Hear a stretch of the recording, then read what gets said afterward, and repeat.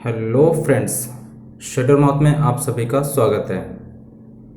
आज हम UPSC 2019 preliminary question paper की रिवीजन स्टार्ट करते हैं। ठीक है, प्रीवियस वीडियो में हमने 1 से लेकर 20 तक क्वेश्चंस कवर किए थे। इस वीडियो में हम क्वेश्चन नंबर 21 से लेकर 40 तक हम लोग कवर करेंगे। और साथ ही आपको बताना चाहूँगा कि हम इसमें लास्ट 10 ईयर्स तक के पूरे क्वेश्चन पेपर्स की रिविजन करेंगे with answers and full explanations. तो स्टार्ट करते हैं, let's begin. 21st question, with reference to the constitution of India consider the following statements. Statement number 1, no high court shall have the jurisdiction to declare any central law to be constitutionally invalid. Okay. Second, an amendment to the constitution of India can not be called into question by the supreme Court of India. और हमारे पास इसके जो options available हैं 1 and 2, both 1 and 2, and D neither 1 not 2। तो explanation हम लोग read out करते हैं इसकी। The high court is not subordinate to the supreme court, okay, and the power of the superintendence is only granted to high courts and not to the supreme court. Under article 277, the high court have the power of superintendence over all the subordinate courts and tribunals. The high court is thus in charge of the administration of justice in the state. The High Court has the power to examine the constitutionality of legislative and executive orders of both center and state government.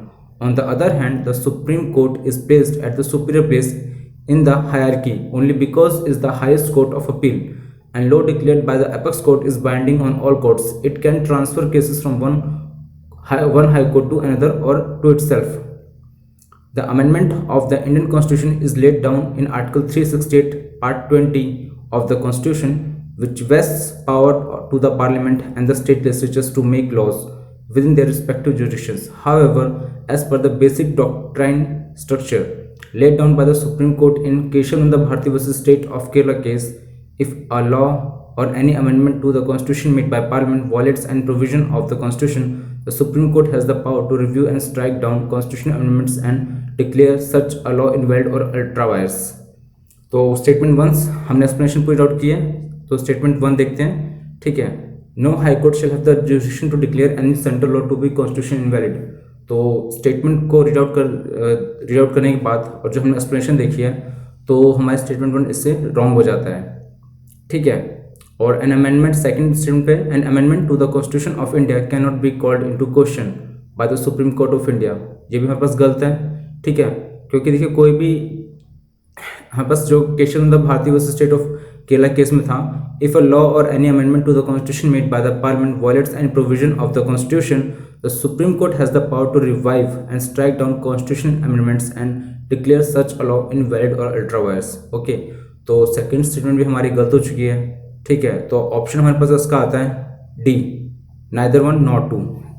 Next question 22, consider the following statements. First, purchasing power parity.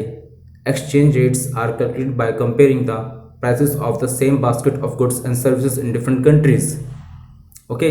And second statement, in terms of PPP dollars, India is the 6th largest economy in the world. Options हमारे पास 1, 2, both 1 and 2, and D neither 1 nor 2. Explanation read करते हैं हम लोग। Purchasing power parity, इसकी definition पढ़ते हैं हम लोग पहले एक बार। The purchasing power parity is the exchange rate that allows one to buy the same amount of goods and services in every country. Okay, तो जो डेफिनेशन है वो हमारी स्टेटमेंट 1 से बिल्कुल मैच करती है। ठीक है, तो स्टेटमेंट 1 हमारा बिल्कुल सही है। अब हम स्टेटमेंट 2 के लिए देखते हैं। ठीक है, तो अगर देखा है तो चाइना अभी तक वर्ल्ड की लार्जेस्ट इकोनॉमी है 2018 में, सेकंड पे यूनाइटेड स्टेट्स आती है और थर्ड पे हमारे पास इंडिया आता है। तो सेकंड स्टेटमेंट हमारी रॉन्ग हो चुकी है। तो ऑप्शंस अगर चेक किया जाए तो हमारे पास option A is the correct answer. ठीक है, नेक्स्ट क्वेश्चन पे मूव करते हैं हम लोग। Question number 23, with reference to the cultivation of kharif crops in India is in the last 5 years, consider the following statements. Area under rice cultivation is the highest. Second statement, area under the cultivation of jowar is more than that of oil seeds. Third, area of cotton cultivation is more than that of the sugarcane. Fourth statement, area under sugarcane cultivation has steadily decreased. Option है हमारे पास, हमें इसे find करना है कि इसमें कौन सा ऑप्शन करेक्ट है।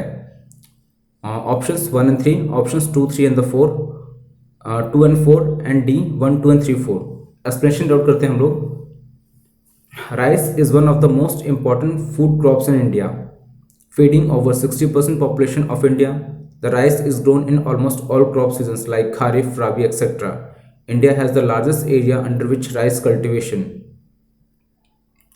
The area under rice cultivation is the highest in India. Okay. And the area of cotton cultivation is more than that of the sugarcane. Okay. And the rest of the statements जो हमारे बचते हैं 2 and the 4 are the false. Okay.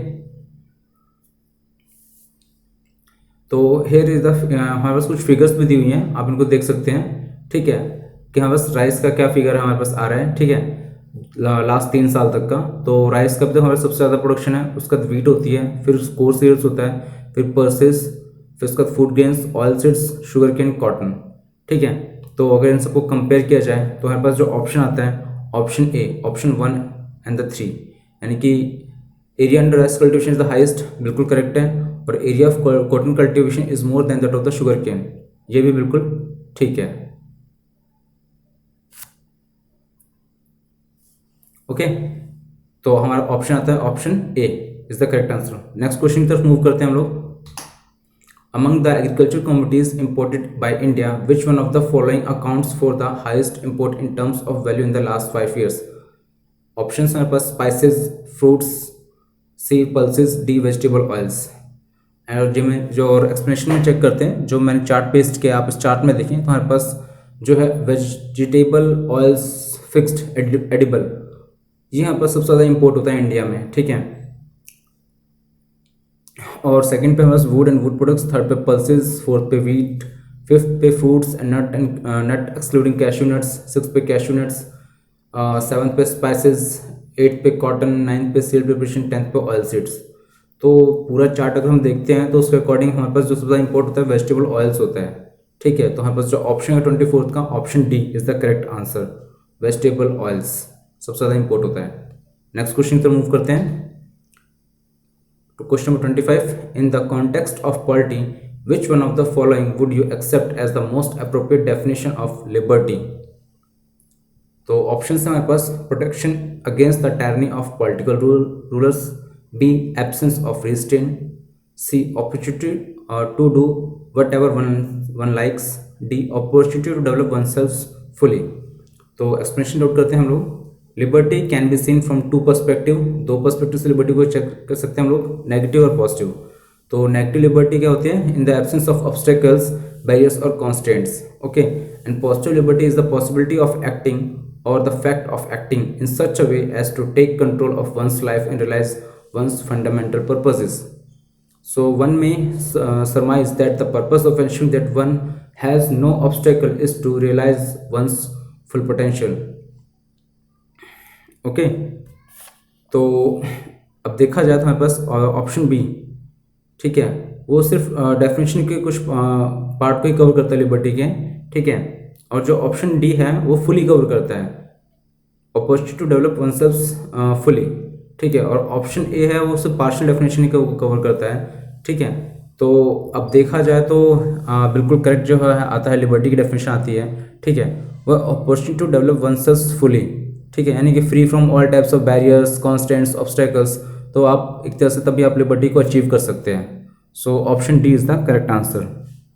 Next question की तरफ move करते हैं हम लोग। Question number 26, which one of the following is not the most likely major the government RBI takes to stop the slide of Indian rupee?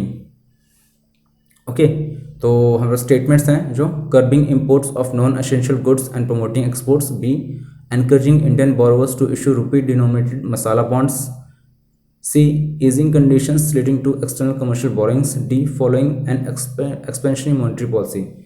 तो जो हमारा question है हम इसमें लें कि सबसे ऐसा कौन सा गवर्नमेंट ऐसा कौन सा मेजर नहीं कर सकती है। ठीक है, आरबीआई या गवर्नमेंट वो मनी इंडियन रुपी को स्लाइड, यानी कि उनकी वैल्यू को नीचे गिरने से। ठीक है, तो एक्सप्लेनेशन चेक करते हैं। जो इसमें ऑप्शन ए है उसको रीड करते हैं, तो देखा तो curbing imports of non essential goods and promoting exports. Option अगर इसका देखा तो ऑप्शन ए में क्या कहना चाहता है हमें कि ये हम एक तरह से ना कंट्रोल कर सकता है इंपोर्ट को, ठीक है, लेकिन बट डेप्रिसिएशन ऑफ रुपी को नहीं कर सकता ये। ऑप्शन बी देखें तो मसाला बॉन्ड्स जो होते हैं वो हमारे इंडिया में तो कर्ब करते हैं स्लाइड ऑफ इंडियन रुपी को, ठीक है, since the boring is rupee dominated and but does not put pressure on our currency without borrowing dollars. Option C अगर रीड करते हैं easing conditions relating to external commercial borrowings, easing external commercial borrowings will lead to higher borrowings, okay, abroad and would temporarily bridge the deficit of forex in India, preventing the slide of rupee. Last option हमारे पास following an expansionary monetary policy. Yeah, this much is I think it's good. ये correct answer होना चाहिए इसका, अगर इसका option D हम read out करते हैं तो an expansionary monetary policy may lead to lower interest rates, ये बात सही है, and thus flight of foreign capital from India, okay, and also such a policy may fuel inflation and higher import through higher government spending and further cost slide of rupee. So D is the answer, so D इसका answer है, ठीक है। ठीक है, देखिए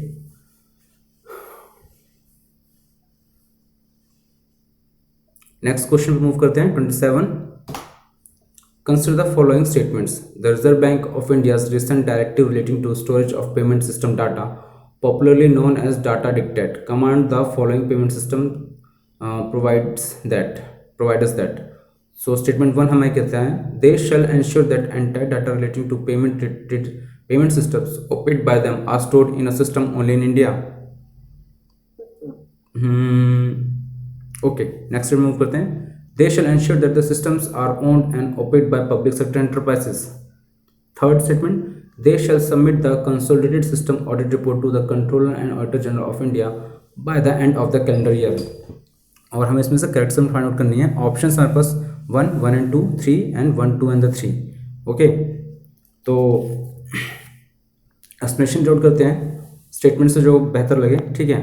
तो data location पर जो आरबीआई की गाइडलाइंस है वो कुछ इस तरह से है। स्टेटमेंट 1 के वो जो कन्फर्म करती है, all system providers shall ensure that the entire data relating to payment systems operate by them are stored in a system only in India. Okay, तो देखा जाए तो हमारे पास जो भी स्टेटमेंट 1 है वो पूरी तरीके से सेटिस्फाई कर रही है हमारे इस डेफिनेशन को, ठीक है। And the data should include the full end to end transaction details, information collected carried processed as part of the message, payment instructions for the foreign leg of the transaction. If any, the data can also be stored in the foreign country if required. Okay. Statement 3 को read करते हैं। CAG is not involve here, यानी CAG तो हमारे पास statement इस पूरे system में include ही नहीं है, ठीक है, जो भी आरबीआई गाइडलाइंस है उसके अकॉर्डिंग, ठीक है। But system provider shall submit the system audit report on completion of the account at above, ठीक है। And the audit should be conducted by cert in empaneled auditors certifying completion of activity, ठीक है। तो जो audit reports होगी वो CERT In है वो करेगी, ठीक है, ऑडिटर्स उनके द्वारा सर्टिफाइड एंड ऑडिटर्स को एम्पैन किया जाएगा, वही करेंगे, ठीक है। तो स्टेटमेंट 3 हमारे पास रॉन्ग हो चुका है। तो अब देखा जाए तो हमारे पास स्टेटमेंट 3 जहाँ जहाँ रॉन्ग है वो रॉन्ग हो चुका है। तो सी गलत हो गया, डी गलत हो चुका है ऑप्शन हमारे पास, ठीक है, और स्टेटमेंट 2 भी हमारे पास गलती है, ठीक है। तो ऑप्शन 1 बचता है, तो यानी कि 27 को ऑप्शन 1 इसका आंसर है, यानी कि they shall ensure that entire data relating to payment system operate by them are stored in a system only in India. Next question पे मूव करते हैं हम लोग। Question number 28, which of the following adopted a law on data protection and privacy for its citizens known as General Data Protection Regulation in April 2016 and started implementation of it from 25th May 2018. Australia, Canada, European union and the United states of America. Explanation note करते हैं, काफ़ी simple question है, ठीक है। इसके बारे में news में भी काफ़ी खबर आई हुई थी। तो उसका option C, the European Union, okay, उन्होंने निकाला था अपना एक जनरल डाटा प्रोटेक्शन रेगुलेशन, ठीक है। तो एक बार एक्सप्लेनेशन भी हम पढ़ लेते हैं इस क्वेश्चन की। The general data protection regulation EU 2016-1979 is a regulation in EU law on data protection and privacy for all individual citizens of the European Union and the European Economic Area. It also addresses the export of personal data outside the EU and EEA areas. And the GDPR aims primarily to give control to individuals over their personal data and to simplify the regulatory environment for international business by unifying the regulation within the EU. बहुत ही simple सा question था और बहुत ही simple सा answer भी था इसका, तो option C is the correct answer. Next question, question number 20. Recently, India signed a deal known as Action Plan for Prioritization and Implementation of Cooperation Areas in the Nuclear Field with which of the following countries? Russia, options are A. Japan, B. Russia, C. United Kingdom, D. USA, United States of America. ये भी news काफ़ी ज़्यादा हमारे पास newspaper में थी. ठीक है, तो इसका भी आंसर बहुत ही ईजी सा है. ठीक है, इसका आंसर रशिया है, बट फिर भी हम एक्सप्लेनेशन को रीड करते हैं. ओके, तो the two countries intend to develop a project of 6 nuclear power units of Russian design at a new site in India, further enhance cooperation in the third countries and bring in new perspective nuclear technologies together with joint construction of nuclear power plants. According to the document for the new nuclear project in India, Russia will offer the evolutionary VVER Generation 3+ technical solutions and will increase the level of Indian industry involvement and localization. This is the state-of-art nuclear reactor technology in the world. Okay, तो हमें जो main था, हमें सिर्फ ये deal के बारे में जानना था. डील किसके साथ थी? इंडिया और रशिया के साथ. ठीक है, और डील का नाम था action plan for prioritisation and implementation of cooperation areas in the nuclear field. ये रशिया और इंडिया के बीच में ये डील साइन हुई थी. So option B is the correct answer. Next question पर मूव करते हैं. Question number 30. The money multiplier in an economy increases with which one of the following? Options are increase in the cash reserve ratio, B increase in the banking habit of the population, C increase in the statutory liquid ratio and D increase in the population of the country. तो explanation पढ़ते हैं. Option A and C, any increase in the reserve ratio prevents the bank from lending more money, okay, and reduces the money multiplier. तो cash ratio में increase करते हैं तो हमारी money multiplier वो डिक्रीज हो जाएगी. ठीक है, और बैंकों को ये लैंडिंग मनी करने से रोकेगा, कम करेगा बैंक लैंडिंग, क्योंकि हम लोग मनी जितना बैंक जितना बांटेगा, जितना देगा लोगों को, उतना ज़्यादा मनी मल्टीप्लाई होगा. ठीक है, उतना ज़्यादा बैंक के पास मनी आएगा in the form of interest. Okay, तो ऑप्शन ए एंड द सी, ये इसका बिल्कुल भी करेक्ट आंसर नहीं है. ऑप्शन बी में मूव करते हैं. Promoting the use of credit cards, taking more loans etcetera can lead to lending and relending of the same money supply several times, increasing the money multiplier. Yes, increase in the banking habit of the population. अगर हम population की banking habit को increase कर देंगे तो money multiplier automatic increase हो जाएगा, money automatic ही multiply होकर बढ़ने लगेगी. ठीक है, और अगर ऑप्शन डी देखते हैं तो इवन इफ दिस इंक्रीजेस, ठीक है, and the bank reduce their lending, there may be no increase in the money multiplier. तो देयर इज ऑप्शन बी, लोगों के बीच में बैंकिंग हैबिट को इंक्रीज करने से मनी मल्टीप्लायर इफेक्ट एक इकोनॉमी में इंक्रीज हो जाएगी. तो option B is the correct answer. Next question तरफ मूव करते हैं. Question number 31. Consider the following statements about particularly vulnerable tribal groups in India. First statement, PVTGs reside in 18 states and 1 union territory. Second statement, a stagnant or declining population is one of the criteria for determining PVTG status. Third statement, there are 95 PVTGs officially notified in the country so far. Fourth, Irregular and the Konda Reddy tribes are included in the list of PVTGs. तो हमारे जो options हैं, हमें correct options में find out करना है चारों statement में से. Option A 1, 2 and 3, option B 2, 3 and 4, option C 1, 2 and 4, option D 1, 3 and 4. तो एक्सप्लेनेशन जॉट करते हैं. 75 tribal groups have been categorised by ministry of home affairs as particularly vulnerable tribal groups. So statement 3 यहाँ से automatic हमारे पास गलत हो जाता है, बिकॉज हमारे पास 75 ट्राइबल ग्रुप्स है और इसमें हमारे पास 95 कहा गया है. तो स्टेटमेंट 3 जिसमें हम उसको एलिमिनेट कर देते हैं. ऑप्शन ए हमारे पास कट गया, ऑप्शन बी कट गया, ऑप्शन डी कट गया. हमारे पास स्टेटमेंट सी, ऑप्शन सी बचता है 1, 2 and 4. These are the correct answer. Okay, but फिर भी हम इसका भी नेक्स्ट एक्सप्लेनेशन आउट करते हैं. ठीक है, the criteria followed by for determination of PVTGs are as under. First, a pre agriculture level of technology और स्टेगनेंट और डिक्लाइनिंग पॉपुलेशन, ठीक है, and extremely low literacy and a subsistence level of economy. Irulas are found in Tamil Nadu where Konda Reddis are found in Andhra Pradesh. साथ में तेलंगाना में पाए जाते हैं. ठीक है, तो ऑप्शन सी इसका करेक्ट आंसर है. नेक्स्ट क्वेश्चन की तरफ मूव करते हैं. Question number 32. With reference to the Constitution of India, prohibitions or limitations or provisions contained in ordinary laws cannot act as prohibitions or limitations on the constitutional powers under Article 142. It could mean which one of the following? तो statements हमारे पास हैं. The decisions taken by the Election Commission of India while discharging its duties cannot be challenged in any court of the law.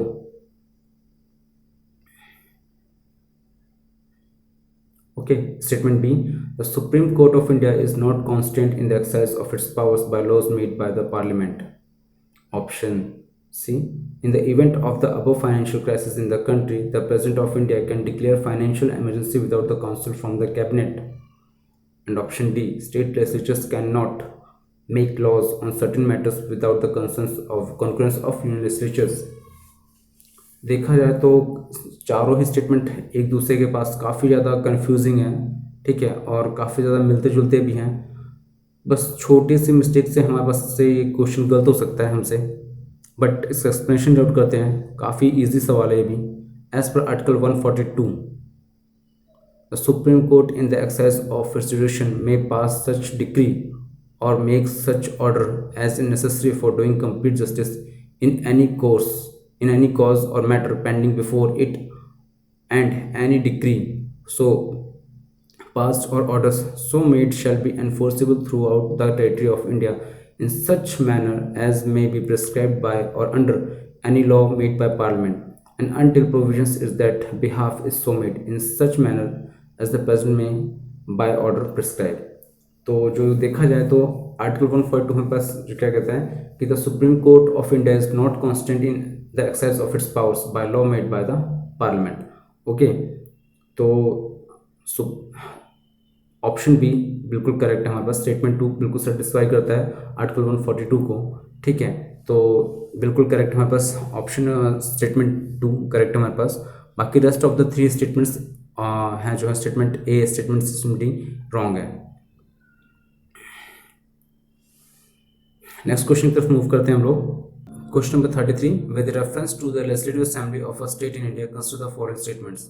First, the governor makes a customary address to members of the house at the commencement of the first session of the year. Second, when a state legislature does not have a rule on a particular matter, it follows the Lok Sabha rule on that matter. Which of the following statements is correct?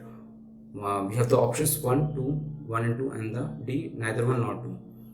Explanation read करते हैं. Article 171 of the Constitution of India ensures that the governor shall address both the houses assembled together at the commencement of the first session, or as the each general election of the assembly at the commencement of the first session of each year, and inform the legislature of the cause of its summons as per Article 208 of the Constitution. So there is a rule of procedure. The first rule is a house of the legislature of a state may make rules for regulating subject to the provisions of this constitution, its procedures and the conduct of its business. Second rule, until rules are made under clause 1, the rules of procedure and standing orders in force immediately before the commencement of this constitution with respect to the legislature for the corresponding province shall have effect in relating to the legislatures of the state subject to such modifications and adaptations as may be made therein by the Speaker of the Legislative Assembly or the Chairman of the Legislative Council, as the case may be. This implies that state legislature does not follow Lok Sabha rules, so no such provisions exist. Okay, so question 33. In the last statement that which I have read, state legislature does not follow Lok Sabha rules. No such provisions exist. So statement 2 is the wrong, and we are left only with statement 1. Okay, so we have the option 1. Option A is the correct answer. Next question पे move करते हैं हम लोग. Question number 34. Consider the following statements. First statement, The United Nations Convention Against Corruption is a protocol against the smuggling of migrants by land, sea, and air. Second, the UNCAC is the ever first legally binding global anti-corruption instrument. But अगर देखा जाए तो जो मैंने statement read out की है ये first और सेकंड स्टेटमेंट जो है ये आपस में एक्सचेंज हो रही हैं, ठीक है, क्योंकि United Nations convention against corruption, ठीक है, वो हमारे पास जो है वो first ever legally binding global anti corruption instrument है, ठीक है, और जो यूएनसीएसी है ये करती है इसका protocol against the smuggling of migrant by land, sea and air. Okay, तो फर्स्ट एंड टू तो यहाँ पर ही ऑटोमेटिक मेरे अकॉर्डिंग एलिमिनेट हो जाना चाहिए, ठीक है। हम थर्ड स्टेटमेंट में जाते हैं। A highlight of the United Nations Convention Against Transnational Organized Crime is the inclusion of a specific chapter aimed at returning assets to their rightful owners from whom they had been taken illicitly. Sorry.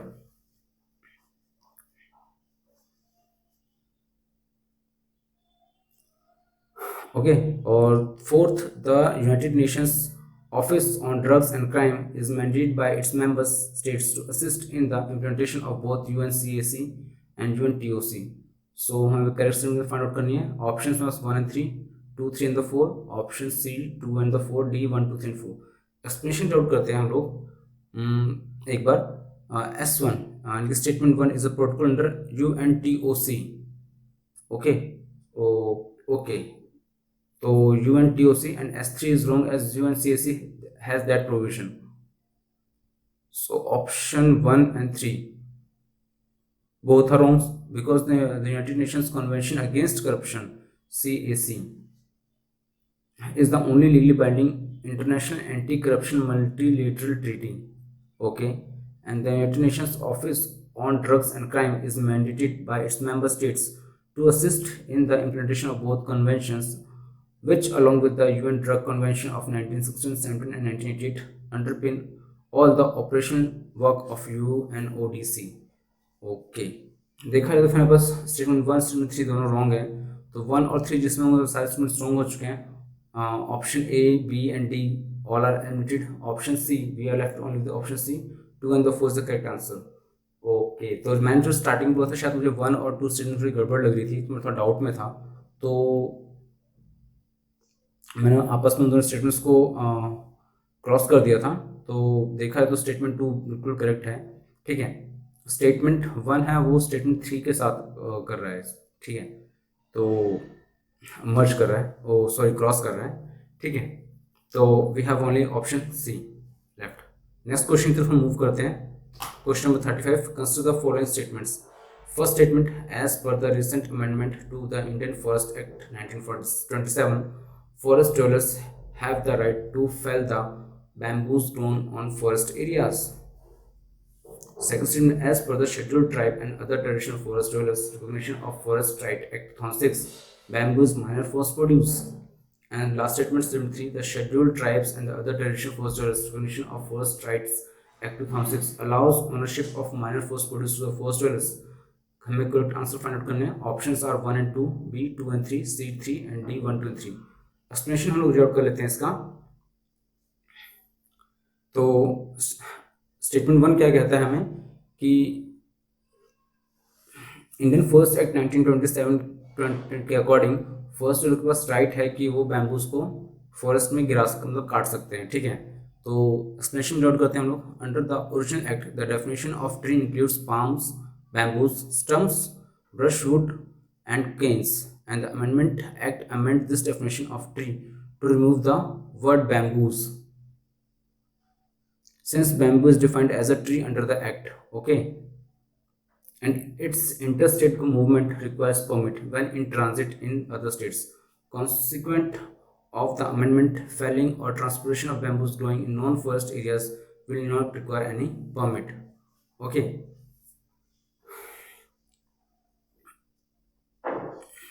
तो option जो हमारे पास ये है statement 1 हमारे पास already सी के according incorrect हो जाता है, ठीक है।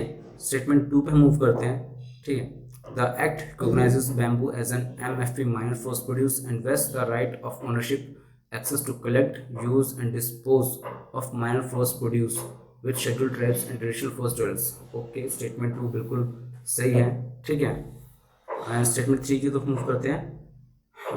Section 3(1) of the Act provides a right of ownership, access to collect, use, and dispose of minor forest produce, includes all non-timber forest produce of plantation which has been traditionally collected within or outside village boundaries. Okay, तो statement 2 and 3 both are correct. ठीक है, statement 1 is not correct, so we are left with option B, statement 2 and the 3. This is the correct answer. Next question की तरफ move करते हैं। Question number 36, which article of the constitution of India safeguards one's right to marry the person of the one's choice? Article 19, article 21, article 25 and article 29। बहुत ही straightforward answer question है ये, और बहुत ही स्ट्रेट फॉरवर्ड इसका answer है, ठीक है। आर्टिकल 21 ही इसका आंसर है, ठीक है, बट फिर भी हम एक्सप्लेनेशन जरूर करते हैं, ठीक है। एक बार, the right to marry a person of the one's choice is integral to Article 21, right to life and liberty, okay, of the Constitution, and the Supreme Court has recently set aside a 2017 order of the Kerala High Court which annulled the marriage of Kerala Muslim convert girl Hadia and Shafin Zahan. So we have the only Article 21 says about us right to life and liberty, and also right to marry the persons of one choice. Okay, so we have option B, article 21 is the correct answer for this question. Moving to the next question, question number 37, consider the following statements. First, according to the Indian Patients Act, a biological process to create a seed can be patented in India. Okay, and statement 2, in India there is no intellectual property appellate board. Statement 3, plant varieties are not eligible to be patented in India. और हमें correct statements find करनी है। Options में 1 and 3, B 2 and 3, C 3 and D 1 2 and 3। Explanation जो read out करते हैं हम एक बार इसकी। सुप्रीम कोर्ट ने रिसेंटली रूल आउट किया है कि one can claim patents on GM cotton seeds in case related to the Monsanto. Okay, और जो जजमेंट थी वो ओवरटर्न हो गई, and order of the Delhi high court which held that genetically modified plants, genetically modified seeds and gene sequence that provide genetic traits to plants are not patentable subject matter in India. Okay, so अगर देखा जाए तो हमारे पास जो statement 1 है वो इसके अकॉर्डिंग गलत हो रही है, ठीक है, बिकॉज आर नॉट पेटेंटेबल, और इसमें लिखा हुआ है कि पेटेंटेड इन इंडिया, तो ये तो गलत हो गया। स्टेटमेंट में हमारे पास गलत हो चुका है इस एक्सप्लेनेशन के अकॉर्डिंग, ठीक है। और the decision comes in ongoing dispute between the Monsanto group of companies and the Nuzivedo group of companies. Okay, Article 3G कहता है of the Indian Patents Act excludes from patentability plants and animals in the whole or in any part thereof other than microorganisms, but includes seeds, varieties and species, and essentially biological process for production or propagation of plants and animals। ये हमें exclude करता है, ठीक है। तो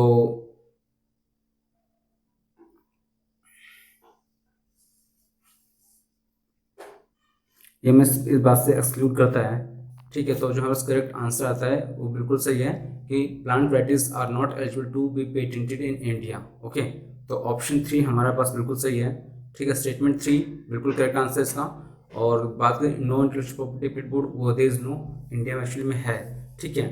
तो 1 and 2 statement wrong हुए हैं, स्टेटमेंट 3 करेक्ट है, और ऑप्शन से अकॉर्डिंग हमारे पास ऑप्शन सी स्टेटमेंट 3 करेक्ट हो चुका है हमारे पास, ठीक है। नेक्स्ट क्वेश्चन की तरफ मूव करते हैं हम लोग।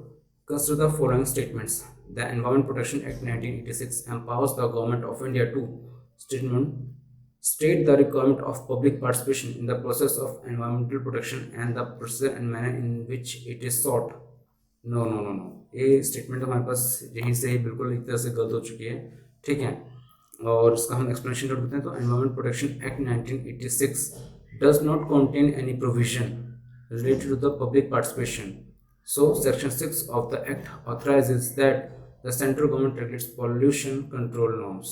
okay, तो सो स्टेटमेंट 1 गलत हो चुका है हमारा इस एक्सप्लेनेशन के अकॉर्डिंग, ठीक है। और second, lay down the standards for emission और discharge of environmental pollutants from various sources. Yes, this is the correct answer. So we have to find out the correct answer। Option B 2 only is the correct answer। Next question की तरफ move करते हैं हम लोग इसके साथ ही। Question number 39, as per the solid waste management rules 2016 in India, which one of the following statement is correct? First, the waste generator has to segregate waste into 5 categories. Okay. Next statement, the rules are applicable to notified urban local bodies, notified towns, and all industrial townships only. Statement C, the rules provide for exact and elaborate criteria for the identification of sites for landfills and waste processing facilities. And statement D, it is mandatory on the part of waste generator that the waste generated in the one district cannot be moved to another district. Okay. Explanation note करते हैं. Schedule 1 of the Act contains detailed provision for the selection of the landfill sites. As per the rules, the land site shall be 100 meters away from a river, 200 meters from a pond, 200 meters away from highways, habitations, public parks, and water supply wells, and 20 kilometers away from the airports and bases. So we have the exact rules. Okay, बिल्कुल exact हैं, exact and elaborate criteria for जो है sites के लिए identify की गई है landfills और वेस्ट प्रोसेसिंग फैसिलिटीज के लिए. Okay, construction of landfills on hills shall be avoided. Land for construction of sanitary landfills in hilly areas will be identified in the plain areas within 25 kilometers. However, transfer stations and processing facilities shall be operational in the hilly areas. Okay. सो हमारे पास जो statements थे उसमें से सिर्फ हमारे explanation को statement 3 correct कर रही है. ठीक है, तो जहाँ पास आंसर है क्वेश्चन नंबर 39 का स्टेटमेंट 1 और option C is the correct answer.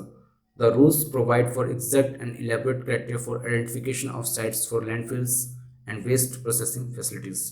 Next question की तरफ मूव करते हैं. Question number 40, consider the following statements as per the Industrial Employment Standing Orders Central Amendment Rules 2018. ठीक है, इंडस्ट्रियल एम्प्लॉयमेंट सेंट्रल रूल्स 2018 के तहत जो स्टेटमेंट है 1 कहती है, if rules for fixed term employment are implemented it becomes easier for the firms companies to lay off workers. हाँ, ये ऐसा हो सकता है हमारे पास. ठीक है, बिल्कुल. और सेकंड स्टेटमेंट कहती है no notice of termination of employment shall be necessary in the case of temporary workman. ये बात भी बिल्कुल सही है. तो हमारे जो करेक्ट ऑप्शंस दिए गए हैं 1, 2, both 1 and 2 and D neither 1 not 2. तो हमें इसमें से करेक्ट स्टेटमेंट फाइंड आउट करनी है, करेक्ट ऑप्शन क्या होना चाहिए. ठीक है, तो एक्सप्लेनेशन पढ़ते हैं. The government has notified fixed term employment for all sectors through an amendment to the industrial employment standing order central rules 1946. As per the industrial employment standing order central amendment rules 2018, a fixed term employment workman is a workman who has been engaged on the basis of a written contract of employment for a fixed period. No workman employed on fixed term employment basis as a result of non-renewal of contract or employment or on its expiry shall be entitled to any notice or pay in lieu thereof. If his service are terminated, no notice of termination of employment shall be necessary in the case of temporary workmen, whether monthly rated and weekly rated or piece rated and probationers or the badli workman. Therefore, fixed term employment for all sectors will make it easier for companies to hire and fire workers along with reducing the role of middleman.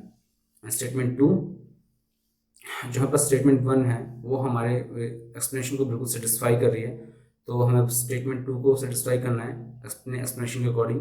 No notice of termination of employment shall be necessary in the case of temporary workman, whether monthly rated, weekly rated और piece rated और probationers और बदली workers. Okay, तो जो statement 2 है वो भी हमारे एक्सप्लेनेशन को बिल्कुल करेक्ट कर रही है. ठीक है, तो इसका जो ऑप्शन है option C is the correct answer. Both 1 and 2 satisfy our both the statements. Okay, ये आंसर्स की हैं आपके जो मैंने आपको 21 से लेकर 40 क्वेश्चन तक एक्सप्लेन किए हैं. ठीक है, आप इनको एक बार रीड आउट कर सकते हैं. ठीक है, और साथ ही साथ आप आंसर्स के से मैच भी कर सकते हैं जितना मैंने आपको पढ़ाया उसके अकॉर्डिंग.